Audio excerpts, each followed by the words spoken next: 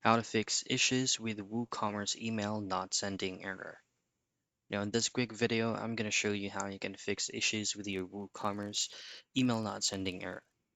Now I'm going to be showing you the most common or the most general way of doing this troubleshooting steps, except for tweaking the specific settings directly from WooCommerce because it can be risky. What we're going to do instead is to fix the browser that you're using. Say, for example, you're using Google Chrome. All I have to do is to clear data cache and cookies by clicking this three dots at the top right, and then go into settings.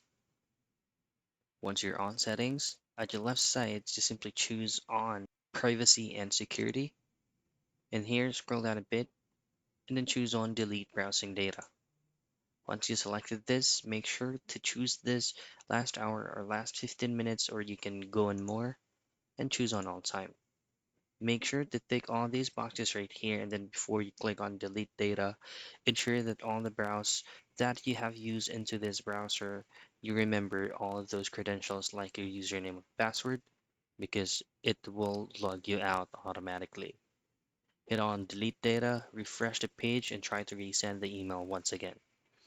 And that's how you fix issues with WooCommerce email not sending error.